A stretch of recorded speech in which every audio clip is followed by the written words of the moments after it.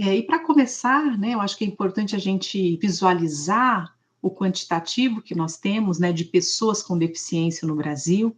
Então, mais recentemente, o Instituto Brasileiro de Geografia e Estatística, né, o IBGE, ele divulgou em maio desse ano dados preliminares, né, do Censo Demográfico de 2022, trazendo aí informações importantes, inéditas também, sobre a população com deficiência do Brasil, né, no Brasil.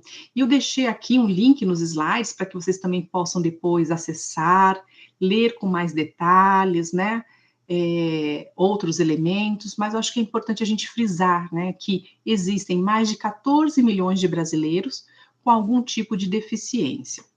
A gente vai olhar um pouquinho desses dados, porque mais adiante a gente vai, né, articulá-lo com a questão da tecnologia assistiva e acessibilidade, mas é importante a gente entender esse universo, né, porque isso representa aqui para nós, né, 7,3% da população com 2 anos ou mais, ou seja, são alunos, né, que estão aí, alguns estão no contexto escolar, né, então, por que esses dados também são muito importantes para nós, como educadores e gestores? Porque esses números nos dizem que em praticamente todas as escolas há ou haverá algum estudante com deficiência, né? Então, são crianças, jovens, que enfrentam diariamente aí essas barreiras físicas, comunicacionais, atitudinais e pedagógicas. E muitas dessas barreiras ainda estão presentes no ambiente escolar. E aí, quando a gente for falar um pouquinho das barreiras, né? Ou sempre que vocês se sentirem à vontade para comentar, eu quero que vocês vão colocando aqui, né, no chat, quais barreiras vocês vivenciam, né, o que vocês observam que estão sendo vivenciadas por esses estudantes no contexto das escolas que vocês atuam, tá? Vamos olhar um pouquinho mais, né, dar continuidade aqui, olhar um pouquinho mais para os dados que o IBGE compartilhou, né? Então, entre os brasileiros com deficiência, 2,2% estão entre 2 e 14 anos, né? Eu friso isso porque é um contexto, né, dos estudantes que nós atuamos. E o tipo de deficiência mais comum é a visual, seguida aí pelas dificuldades de mobilidade e deficiência auditiva, né? Em termos regionais, a gente percebe que o Nordeste se destaca com maior número, né? 19,5% dos domicílios têm pessoas com deficiência, né? E aí vocês comentem aqui, não sei qual a região do país que vocês estão, comentem aqui para mim, né? E lá nesse link tem de todas as regiões, tá? Eu estou só dando uma pincelada de uma forma geral para a gente visualizar, né, a abrangência que nós temos em relação a esse público.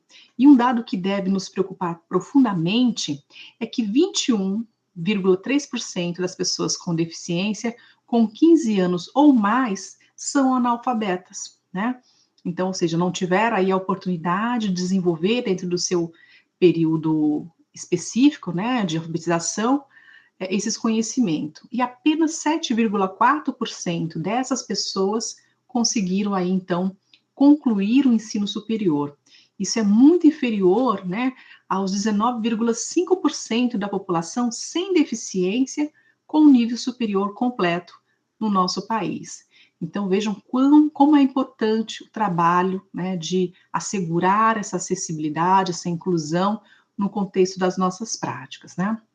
Um outro dado importante, né, que quando a gente fala de escolarização na infância, né, entre 6 e 14 anos, a taxa de escolarização de estudantes com deficiência é de 92,6%.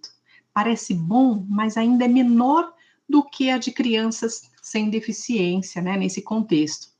E o que acontece com essa diferença, né? Onde estão essas crianças que não estão chegando à escola ou não estão permanecendo nelas, né? Então, a gente precisa observar esses dados, né?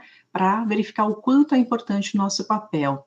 E que isso revela para nós, né? Que a escola ainda não está sendo acessível o suficiente, né? Revela que a inclusão ainda é parcial, que os alunos com deficiência estão chegando às escolas, mas muitas vezes saem de lá sem ter aprendido, sem terem sido compreendidos, sem ter, né, suas potencialidades reconhecidas, identificadas e valorizadas, né? Tem um outro dado importante, que é a primeira vez, né, que o IBGE destaca a questão do autismo, né? É um grupo muito específico, né, mas tem ganhado aí uma visibilidade nesse cenário. Até se vocês quiserem aqui, comentem aqui comigo no chat, quem tem alunos, né, com TEA aí no contexto das suas práticas, né? Então, o censo demográfico, pela primeira vez, ele trouxe esses dados sobre o TEA, né, identificando aí, como eu destaco, 2,4 milhões de pessoas diagnosticadas com autismo no Brasil, o que corresponde aí a 1,2% da nossa população, considerando aí com 2 anos ou mais, né?